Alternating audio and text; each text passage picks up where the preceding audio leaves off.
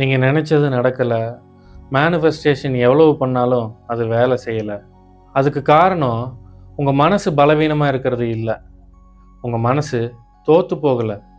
அதுக்கு மாறா உங்கள் மனசும் உடம்பும் இது ரெண்டும் ரொம்ப இரைச்சலோட ரொம்ப நாய்ஸியாக இருக்கிறது தான் அதுக்கான காரணம். ஒவ்வொரு நாளும் நைட்டு படுக்க போகும்போது ஒரு மளிகை சாமான் லிஸ்ட் மாதிரி பெரிய லிஸ்ட்டையே வச்சுருக்கிறீங்க. அஃபர்மேஷன், விஷுவலைசேஷன், மேனிஃபெஸ்டேஷன், இது மாதிரி ஒரு பெரிய லிஸ்ட்டே இருக்குது.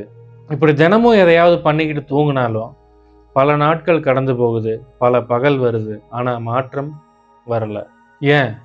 ஏன்னா உங்கள் அகநிலையில் ஒரு போர் நடந்துக்கிட்டு இருக்குது. அந்த போர் உங்கள் எண்ணங்கள் அளவில் மட்டும் இல்லை, உங்கள் வயிற்றுக்குள்ளேயும் நடந்துக்கிட்டு இருக்குது. It is a war in your cut. உங்களுக்குள்ள பெயின் ஆம்பிளிஃபிகேஷன் நடந்துக்கிட்டு இருக்குது. நீங்கள் கவனிச்சிருக்கிறீங்களா? நல்லா சாப்பிட்டு படுத்திருப்பீங்க. படுத்ததுக்கப்புறம் ஒரு பாரம், மண்டைக்குள்ள ஒரு டல்னஸ், ஒரு மந்த நிலை. தூக்கம் வரும், ஆனால் அது முழுமையான தூக்கமாக இருக்காது. தூக்கத்துலேயும் உள்ளுக்குள்ள ஒரு இரைச்சல் இருந்துக்கிட்டே இருக்கும். காலையில் எந்திரிக்கும் போது ஒரு ஃப்ரெஷ்னஸ் இருக்காது, ஒரு மந்த நிலை, அதாவது ஒரு தெளிவு இருக்காது. உள்ளுக்குள்ள என்னமோ மாதிரி ஒரு மேகமூட்டம், ஒரு ஃபாகினஸ் இருக்கும். இன்னும் கொஞ்சம் நல்லா யோசிச்சு பார்த்தீங்கன்னா, முந்தின நாள் நைட்டு படுக்க போகிறதுக்கு முன்னாடி பண்ண மேனிஃபெஸ்டேஷன், அஃபர்மேஷன், சங்கல்பம் இதெல்லாம் காணாமல் போயிருக்கும். உங்கள் தெளிவு, அதாவது கிளாரிட்டி சிதறி போயிருக்கும். உங்கள் மன உறுதி, வில் பவர் ரொம்ப பலவீனமாக இருக்கும். மெதுவாக சைலண்ட்டாக உங்களை நீங்களே சந்தேகப்பட ஆரம்பிப்பீங்க. மேனிஃபெஸ்டேஷன்லாம் எனக்கு வேலை செய்யாது போல், எனக்கும் இந்த பிரபஞ்சத்துக்கும் ஒரு கனெக்ஷன், ஒரு அலைன்மெண்ட் இல்லை போல் அப்படின்னு நீங்கள் உங்களையே சந்தேகப்படுவீங்க. உண்மை என்னென்னா அதெல்லாம் இல்லை. உங்ககிட்ட எந்த தப்பும் இல்லை. உங்கள் சிஸ்டமில் ஒரு சின்ன முரண்பாடு, ஒரு கன்ஃபியூஷன் இருக்குது, அவ்வளோதான். இப்போ நீங்கள் என்ன பண்ணிகிட்ருக்கிறீங்கன்னா, குப்பைகள் நிறைஞ்ச ஒரு வயலில் போய் விதைகளை விதைக்க முயற்சி பண்ணிக்கிட்டு இருக்கிறீங்க. விதையை வேணால் விதைக்க முடியும், ஆனால் அறுவடை உங்கள் சப்கான்ஷியஸ் மைண்ட் உங்கள் சங்கல்பத்தை வேண்டான்னு சொல்லி ஒதுக்கி வைக்கல. அது மூச்சு விட முடியாமல் திணறிக்கிட்டு இருக்குது, அவ்வளோதான். அந்த அளவுக்கு குப்பைகள் உள்ளுக்குள்ளே இருக்குது. மனசில் மட்டும் இல்லை, வயிற்றுலையும். இதுக்கு பேர் மெட்டபாலிக் கயாஸ், செரிமான குழப்பம். உங்களுக்குள்ளே இருக்கிற அந்த செரிமான குழப்பமும் உங்கள் சங்கல்பத்தை நசுக்குதுன்னு சொன்னால் நம்ப முடியுமா? உண்மை அதுதான். இங்கே தான் தாந்திரா அப்புறம் சித்தர் அறிவியல் உள்ள வருது. நம்ம உடம்பும் உணர்வும் வேற வேற இல்லை. உங்கள் வயிறு வெறும் உணவை செரிமானம் பண்ணுற மெஷின் இல்லை, டைஜஷன் பண்ணுற மெஷின் மட்டும் இல்லை. அது உங்கள் வெளி உலகத்தில் இருக்கிற விஷயங்களையும் உள்ளுக்குள்ளே அசை போட்டுக்கிட்டு இருக்குது. அதை ப்ராசஸ் பண்ணுற இடம். இதை எல்லாத்தையும் ப்ராசஸ் பண்ணுற அந்த அக்னிக்கு பேர் ஜட்டரா அக்னி. இது நீங்கள் நினைக்கிற மாதிரி வெறும் உளவியல் சார்ந்த விஷயம் இல்லை, அதாவது பயாலஜிக்கல் ஃபங்க்ஷன் மட்டும் இல்லை. இது ஒரு டிரான்ஸ்ஃபர்மேட்டிவ் ஃபோர்ஸ், மாற்றி அமைக்கிற சக்தி, மாற்றத்தை உருவாக்குற சக்தி. இங்கே நடக்கிற எல்லா விஷயமுமே ஒரு டிரான்ஸ்ஃபர்மேஷன் தான்.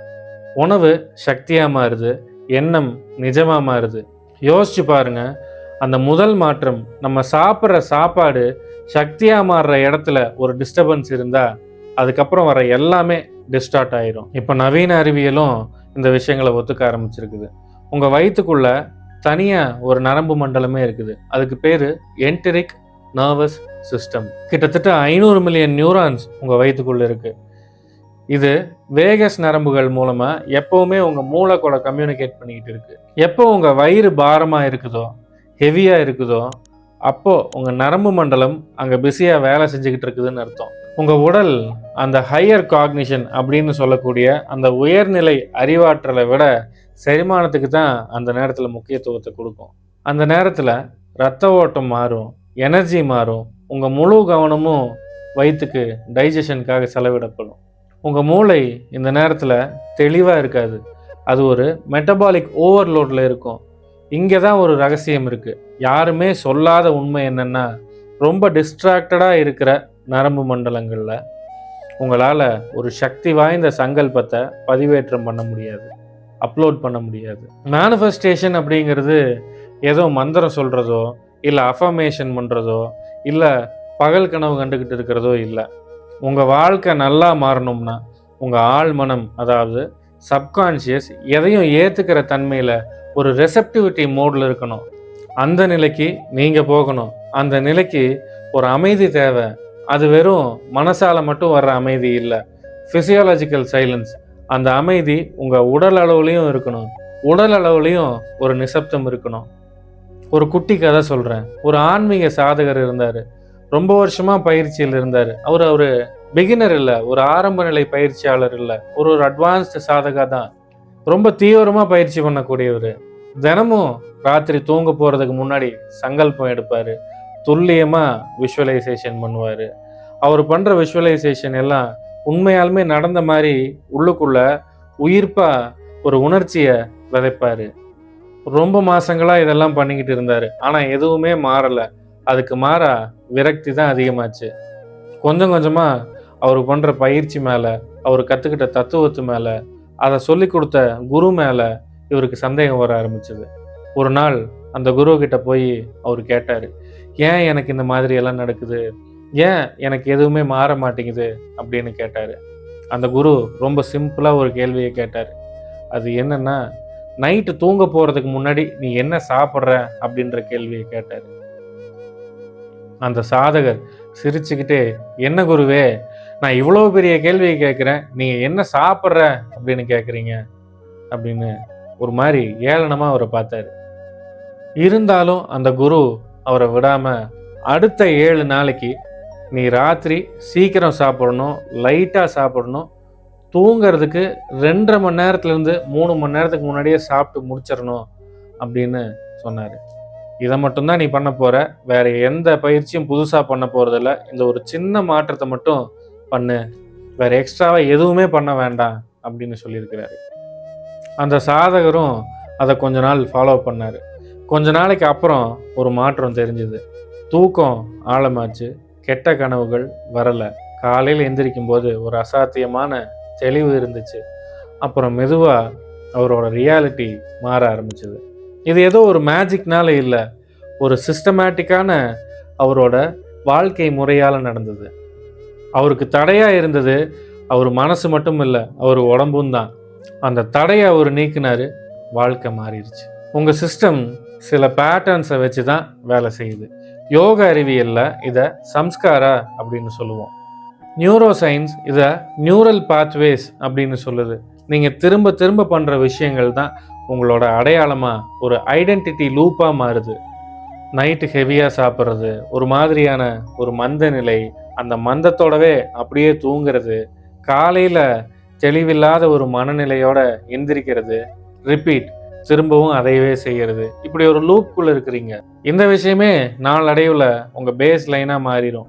இதையவே நீங்கள் திரும்ப திரும்ப செய்கிறதால, இதுவே திரும்ப திரும்ப நடக்கிறதால உங்கள் சப்கான்ஷியஸ் மைண்டுக்கு ராத்திரி நேரம் அப்படிங்கிறது எதையும் உருவாக்குறதுக்கான விஷயம் இல்லை, அது ஒரு ஓவர்லோட்லேருந்து தப்பிக்கிறதுக்கான நேரம் அப்படின்னு பதிவாயிருது.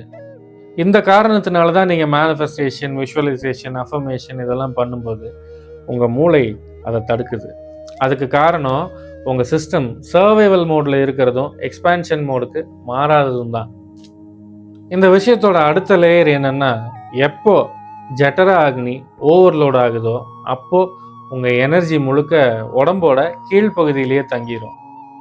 மூலாதாரம், சுவாதிஷ்டானம் இது மாதிரி கீழ்நிலை சக்கரங்கள்லேயே தங்கிடும். இதுக்கு பேர் இனர்ஷியா. உங்கள் வாழ்க்கை டிரான்ஸ்ஃபார்ம் ஆகணும் அப்படின்னா எனர்ஜி மேல் நோக்கி பயணிக்கணும். ஆனால் அது பேஸ் லைன்லேயே, அதாவது கீழ்நிலை சக்கரங்கள்லேயே பிளாக் ஆகி இருந்துச்சுன்னா அந்த எனர்ஜி மேலே ஏறாது. உங்கள் சங்கல்பம் அந்த காரணத்தினால உங்கள் காசல் பாடியை எட்டவே எட்டாது. அது அந்த நுட்பமான இடத்த அடையிறதுக்கு முன்னாடியே கீழேயே ஃபில்டர் ஆயிடுது. இப்படியே நடந்துக்கிட்டு இருக்கிறதுனால காலப்போக்கில் உங்கள் ரிசல்ட் மட்டும் ஃபெயில் ஆகிறது இல்லை, உங்கள் மேலே இருக்கிற நம்பிக்கையே உங்களுக்கு போயிடுது. நீங்கள் லைட் ஃபுட்டாக சாப்பிடும்போது, உங்கள் வயிறு லேசாக இருக்கும்போது ஒரு ஆச்சரியமான விஷயம் நடக்கும். அது என்னென்னா, உங்கள் உடம்பு சிம்பத்தட்டிக் டாமினன்ஸ்லேருந்து பேராசிம்பத்தட்டிக் டாமினன்ஸுக்கு மாறிடுது. அதாவது ஓட்டம் ஒரு ஆக்டிவிட்டி நிலையில் இருந்து ரெஸ்ட் அப்புறம் ரெக்கவரி மோடுக்கு மாறுது. இந்த நேரத்தில் உங்கள் வேகஸ் நர்வ் ஆக்டிவாக இருக்கும், உங்கள் மூளை தீட்டா ஸ்டேட்டுக்குள்ளே போகிறதுக்கு தயாராக இருக்கும். இந்த தீட்டா ஸ்டேட் தான் உங்கள் சப்கான்ஷியஸ் மைண்டுக்கான வாசல். இதனால் உங்கள் பிராணசக்தி சூட்சமமான அளவில் வேலை செய்யும். ஆழ்ந்த தியானத்தின் மூலியமா மட்டுமே போகக்கூடிய தீட்டா ஸ்டேட்டுக்கு உங்கள் வயிற்றை உங்கள் உடம்பை இந்த மாதிரி ஒரு ப்ரிப்பேர்ட்னஸில் வச்சுருக்கும்போது உங்களால் ஈஸியாக அந்த ஸ்டேட்குள்ளே போயிட முடியும். உங்கள் வயிறு லைட்டாக இருக்கும்போது எனர்ஜி செரிமானத்துக்காக அதிகமாக செலவிடப்படாது. இதனால் சக்தி விரயமாகாமல் முழுசாக உங்களுக்கு கிடைக்கும். அப்படி கிடைக்கிற எனர்ஜி உங்களை ஹீல் பண்ணும். உங்களை ஒரு தெளிவு, அதாவது ஒரு கிளாரிட்டியான நிலைக்கு கொண்டு போகும். உங்களையே மாற்றும். இதனால் உங்கள் சிஸ்டம் ஒரு காலியான பாத்திரமாக மாறும். ஒரு காலியான பாத்திரத்தில் தான் எந்த விஷயத்தையும் நிரப்ப முடியும். சரி, இந்த மாதிரி விஷயங்களை ஒரு முறையான சிஸ்டமேட்டிக்கான பயிற்சியை கற்றுக்கிட்டு உங்கள் வாழ்க்கையில் நிரந்தரமாக ஏற்படுத்துறதுக்கு முன்னாடி இப்போதைக்கு உங்களுக்கு தேவையான உங்கள் வாழ்க்கையில் ஈஸியாக நீங்கள் ஃபாலோ பண்ணக்கூடிய சில விஷயங்களை சொல்லித்தரேன். தினமும் தூங்குறதுக்கு முன்னாடி அட்லீஸ்ட் ஒரு 2.5 மணி நேரத்துலேருந்து 3 மணி நேரத்துக்கு முன்னாடியே சாப்பிட்டு முடிச்சிருங்க. இதில் எந்த காம்ப்ரமைஸும் வேண்டாம். குறிப்பாக உங்கள் நாளோட கடைசி உணவு ரொம்ப லைட் ஃபுட்டாக இருக்கணும். அதாவது சீக்கிரம் செரிமானமாகிற உணவாக இருக்கணும். இதனால் உங்கள் ஜட்டர அக்னி ஒரு அமைதியான நிலைக்கு வரும். உங்களுக்குள்ள ஒரு நிசப்தம் உருவாகும். இது நடக்கிறதால உங்கள் நரம்பு மண்டலம் எதையும் எதிர்க்கிற நிலையிலிருந்து ஒரு ரிசப்டிவிட்டி மோடுக்கு வந்துடும். இவ்வளோ நாட்களாக இருக்கிற மாதிரி இல்லாமல் உங்களோட தூக்கம் ஒரு புதுப்பிக்கக்கூடிய தூக்கமாக இருக்கும். உங்களை ரீஜெனரேட் பண்ணக்கூடிய தூக்கமாக மாறும். சரி, சாப்பிட்டு முடிச்சாச்சு. இப்போது தூங்க போகிறதுக்கு முன்னாடி ஒரு 10 நிமிஷம் அமைதியாக உட்காருங்க.